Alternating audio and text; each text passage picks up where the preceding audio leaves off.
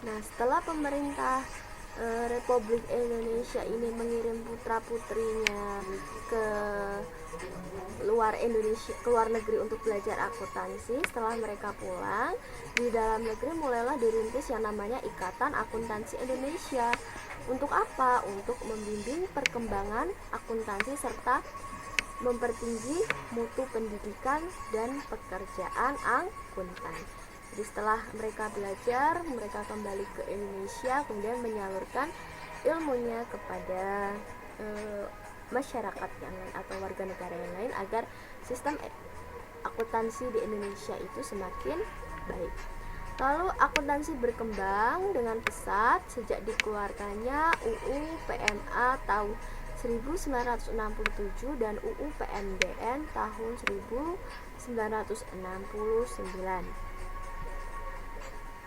Nah, terbentuklah Ikatan Akuntan yang menerapkan standar akuntansi keuangan atau SAK. Lanjutkan.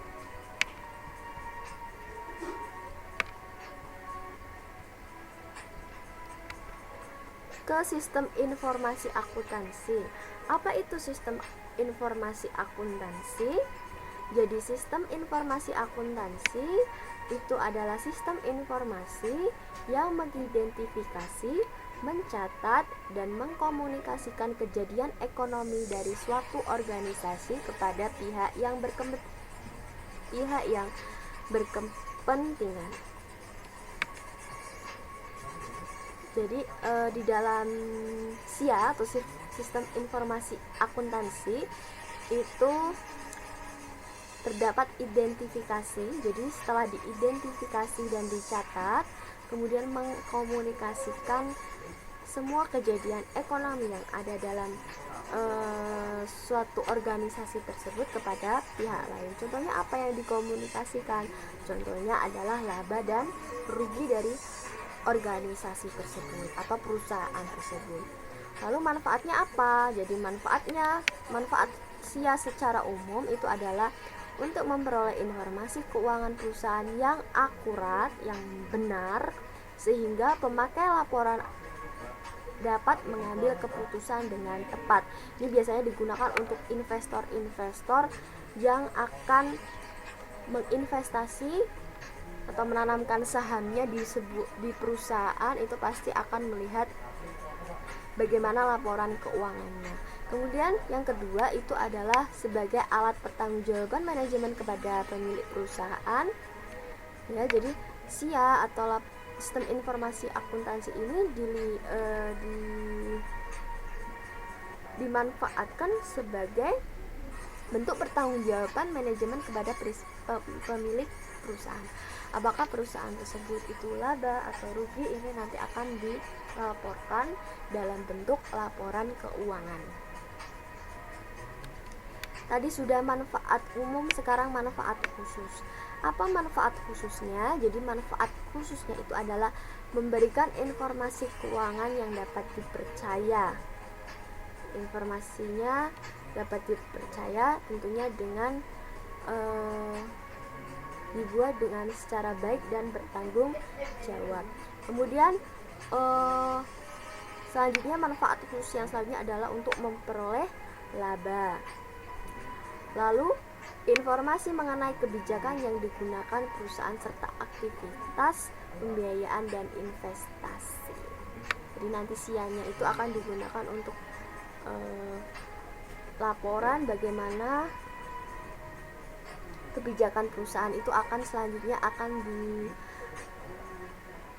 diterapkan, kemudian juga untuk aktivitas pembiayaan dan investasi, maksudnya itu adalah dari laporan keuangannya sudah jadi itu kan nanti kita bisa tahu perusahaan A itu mengalami laba atau mengalami kerugian terus. Lah nanti dari pihak investor itu bisa mengambil keputusan apakah dia masih atau mau untuk investasi di perusahaan tersebut ataukah tidak. Kita lanjutkan. Nah, pemakai informasi akuntansi, siapa saja sih pemakai informasi akuntansi? Ada dua, yaitu pemakai internal dan pemakai eksternal. Pemakai internal. Siapa saja pemakai internal? Pemakai internal adalah pihak yang melakukan perencanaan, perorganisasian, pengarahan, dan pengendalian organisasi seperti manajer pemasaran, kepala bagian produksi, dan direktur keuangan.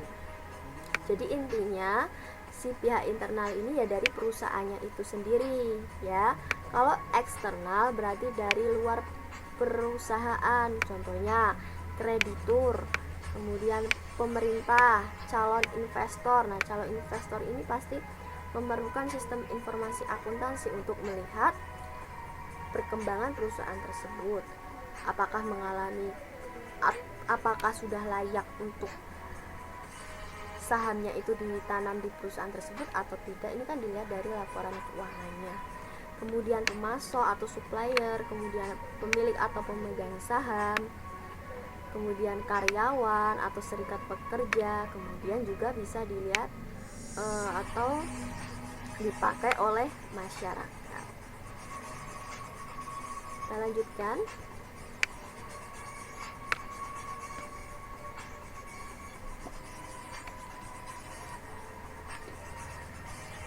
Karakteristik kualitas informasi akuntansi. Ini juga ada sifat laporan keuangan. Yang pertama itu harus relevan. Maksudnya bagaimana? Yang dimaksud relevan di sini adalah setiap laporan keuangan yang dihasilkan oleh perusahaan harus sesuai maksud penggunaannya agar dapat bermanfaat. Oleh karena itu, akuntan memfokuskan pada tujuan umum pemakai laporan keuangan dalam proses penyusunan laporan keuangan. Dan yang kedua itu adalah dapat dimengerti. Laporan keuangan harus disajikan dengan istilah dan bahasa yang sederhana. Penyajian yang demikian bertujuan agar laporan keuangan dapat dimengerti bagi pihak yang membutuhkan atau pemakai informasi akuntansi. Jadi menggunakan bahasa-bahasa yang sederhana agar bisa digunakan oleh seluruh kalangan masyarakat. Karena kan tadi yang menggunakan SIA ini kan tidak hanya dari pihak perusahaan tapi juga dari masyarakat secara umum. Kemudian yang ketiga itu tepat waktu. Laporan keuangan yang disampaikan harus tepat waktu. Artinya apa? Artinya laporan keuangan disajikan untuk satu periode akuntansi agar dapat digunakan sebagai dasar dalam pengambilan keputusan perusahaan. Jadi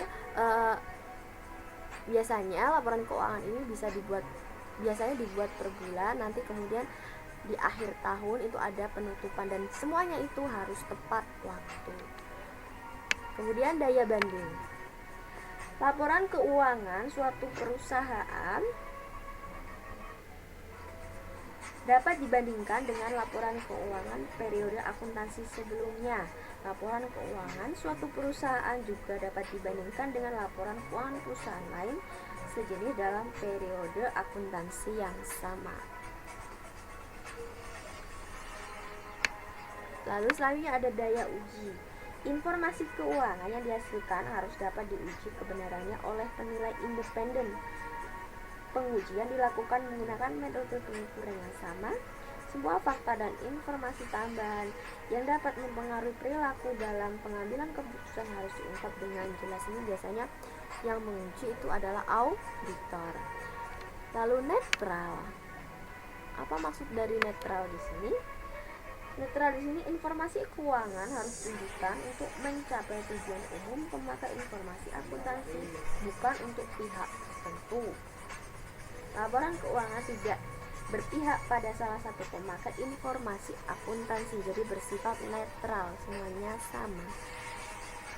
Selanjutnya adalah materialitas. Laporan keuangan dianggap material jika kesalahan atau kekeliruan dalam pencatatan laporan keuangan dapat mempengaruhi pengambilan keputusan. Jadi tidak boleh salah karena apa? Karena kesalahan dalam Laporan keuangan dapat mempengaruhi pengambilan